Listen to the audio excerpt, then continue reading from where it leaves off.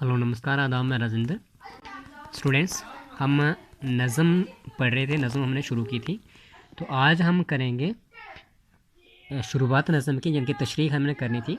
नज़म का नाम क्या है? कश्मीर। कश्मीर के ऊपर हमारी जो नज़म है, मैंने आपको बताया था कि नज़म में हम या तो किसी की खूबसूरती की उसकी तारीफ़ करते हैं, या उसकी जो भी खूबी होती है उसको लिखते हैं हम, या अशाई या बुराई, इस तरीके से हम लिख सकते हैं। तो कश्मीर की जो खूबसूरती है, जिनके कश्मीर के ऊपर जो शायर ने, जो चकवस्त शायर थे, उन्होंने नज़म लिखी हुई है। मैंने आपको बताया था कि नज़म में हम क्या करते हैं, हमारा एक बंद जो होता है, उस पूरे बंद की हम एक साथ तशरीह करते हैं। जैसे कि ये देखो, यहाँ पे लिखा हुआ है बंद नंबर 1। ठीक है, 1 2 3 4 और 5 और 6, ये 6 लाइन एक साथ है। फिर यहाँ से मेरा बंद नंबर 2 जो शुरू होता है। ठीक है, तो यहाँ से यानी कि ये जो 4 लाइनें और ये 2 लाइनें इसी के साथ में, 6 लाइनों को हम एक साथ तशरीह करेंगे, इसको हम कहेंगे बंद। गज़ल में हम क्या करते थे, गज़ल में हम ये 2 लाइनों का जो एक शेर होता था हमारा, उसकी हम तशरीह करते थे।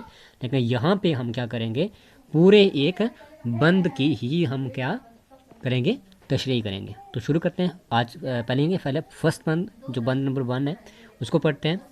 वो सुबह को कसहार के फूलों का महकना, वो झाड़ियों की आड़ में चिड़ियों का चहकना, गर्दों पे शफ़क़ कोहे पे लाले का दहकना, मस्तों की तरह अबर के टुकड़ों का बहकना, हर फूल की जनबश से आया नाज परी का, चलना है दबे पाँव नसीम सहरी का।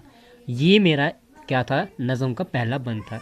अब इसकी हमने करनी है तशरीह के। इस बंद में जो है चकवस्त शायर साहब जो हैं वो क्या कहते हैं, यानी कि उन्होंने क्या बताया हुआ है कश्मीर के बारे में, को क्या कहना चाहते हैं। तो ये इसकी तशरीह है। ठीक है, ये इसकी तशरीह है। यहाँ से हम शुरू करेंगे। इसमें क्या है, इस नज़म में शायर कश्मीर की खूबसूरती की तारीफ़ करते हुए फरमाते हैं। ये जो चकवस्त शायर हैं वो किसकी खूबसूरती की तारीफ़ करते हैं? कश्मीर की जो खूबसूरती है उसकी तारीफ़ करते हुए फरमाते हैं। फरमाते मतलब कहते हैं, क्या कहते हैं कि सुबह के वक्त पहाड़ों पर फूलों की खुशबू का बिखरना। कि सुबह सुबह क्या होता है, पहाड़ों पे जो फूल हैं उसकी खुशबू जो होती है वो बिखर रही होती है, इनके पूरे पहाड़ों पे उसकी जो महक है वो बिखर गई होती है। आसमान पर सुबह की लाली का फैलना, आसमान जो होता है, जिनके सुबह की लाली का फैलना, आपको पता है कि हमने बड़ी बार ऐसे देखा कि जब किसी पहाड़ी के पीछे से सूरज निकल रहा हो या सूरज गुरूब हो रहा हो, तो एक मतलब आसमान में क्या बिल्कुल लाल रंग का हमें दिखता है। ठीक है, पहाड़ी पे गुल्ले लाला का खुशबू फिकरना, यानी कि ये सारे फूलों का बिखरना, खुशबू बिखरना उनकी। झाड़ियों की पनाह लेकर चिड़ियों का गीत गाना, सुबह सुबह जो चिड़ियाँ होती हैं वो भी क्या करती हैं, यानी कि वो भी अपने वहाँ पे पनाह लेकर वो चहचहाती हैं। तो झाड़ियों की पनाह लेकर, यानी कि चिड़ियाँ जो होती हैं वो अपने घोंसले में बैठी होती हैं, लेकिन वो मतलब चहचहा रही होती हैं, गाना गा रही होती हैं। आसमान पर जो होता है बादल के टुकड़ों की मेघों की तरह झूमना। आसमान पे अगर हम देखें तो बादल के जो टुकड़े होते हैं वो क्या, वो मतलब झूम रहे होते हैं, कश्मीर की खूबसूरती की नुमाइंदगी करता है। ये सारी चीज़ें जो कहता है शायर, कहता है कि ये सारी चीज़ें जितनी भी हैं, ये सारी चीज़ें जो हैं कश्मीर की खूबसूरती की नुमाइंदगी करता है, मतलब उसकी खूबसूरती को बढ़ाते हैं।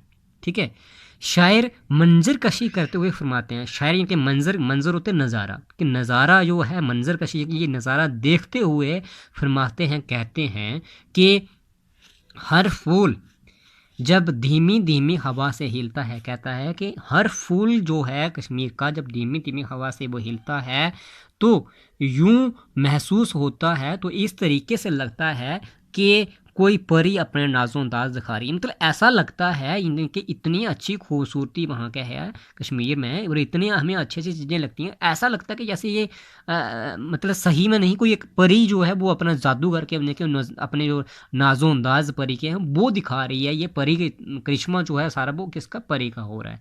मतलब इस तरीके की वहाँ पे क्या है, खूबसूरती है वहाँ पे।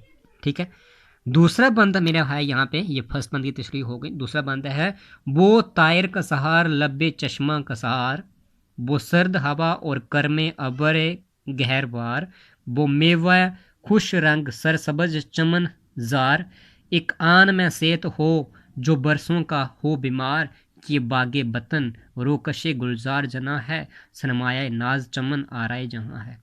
ठीक है, अब इसमें क्या कहता है, ये कहता है, शायर फरमाते हैं कि पहाड़ के चश्मे के किनारे कि पहाड़ के चश्मे के किनारे वो पहाड़ी परिंदे की कहता है कि पहाड़ों में जो चश्मे हैं उनके किनारे वो पहाड़ी परिंदे जो हैं, वो ठंडी हवा जो है और वो मोती बरसाने वाले बादलों की मेहरबानियाँ, और इतने जो बादल जो मतलब बारिश बरसाते हैं, वक्त वक्त की बारिश, जैसे उसको मोती बरस कहा गया इसने, मेहरबानियाँ हैं उनकी, वो खूबसूरत फल जिनके इतने अच्छे अच्छे वो फल, और वो सरसब्ज व शादाब बाग, और इतने अच्छे अच्छे जो सरसब्ज जो बाग है जिनकी सेहत बख्श तासीर से साला साल का बीमार एकदम सेहतमंद हो जाए। कहता है इतनी वहाँ की खूबसूरती है, इस तरीके के है वहाँ पे कि अगर कोई इंसान काफ़ी सालों का साला साल का बीमार भी होगा ना, वो भी उसकी खूबसूरती को देखकर एकदम जो है सेहतमंद हो जाएगा। ये तमाम नेमतें जो हैं, जिनकी सारी नेमतों की खूबियाँ, ये सारी नेमतें जाने सारी खूबियाँ जो हैं वो कश्मीर के हिस्से में आई हैं। ये सारी कहाँ पे? कश्मीर के हिस्से में ही आई हैं। कश्मीर एक ऐसे खूबसूरत बाग की मानंद है, और कश्मीर जो है वो एक ऐसे खूबसूरत बाग की तरह है जो बकुल्ले शायर जन्नत के बाग को भी शर्मिंदा कर देता है। मतलब कहता है कि अगर जन्नत के बाग की हम बात करें तो उसको भी वो शर्मिंदा कर देगा। कश्मीर जो है वो इतना खूबसूरत बाग की तरह है। खुदा भी इस चमन को बनाकर इस पर फ़ख्र करता है कि खुदा ने अगर इस चमन को, इस बाग को बनाया है तो उसको भी अपने ऊपर फ़ख्र है कि मैंने ये वाक़या में एक खूबसूरत जगह जहाँ पे जो कायम की है, मैंने ये चीज़ बनाई हुई है। स्टूडेंट्स, आज हम ये दो ही पैराग्राफ करेंगे, दो ही बंद पढ़ेंगे। थर्ड मैं अगले लेक्चर में बताऊंगा आपको। आपने बिल्कुल नीट एंड क्लीन हैंडराइटिंग में इसको लिखना है। आपको मैं फिर से बता देता हूँ, गज़लें हमने पढ़ी, वहाँ पे हम एक एक शेर की तशरीह कर रहे थे, जैसे ये 2 लाइनों का एक शेर था मेरा। लेकिन इसमें हम क्या करेंगे, इसमें हम एक बंद होता है हमारा पूरा, इसको हम पूरे को यहाँ से लेकर यहाँ तक ये बंद है, यहाँ पे 6 लाइनों का, किसी में 5 का भी हो सकता है, सॉरी किसी में 6 का भी हो सकता है, 8 का भी हो सकता है, 10 का हो सकता है, 4 का भी हो सकता है, इस तरीके से होता है।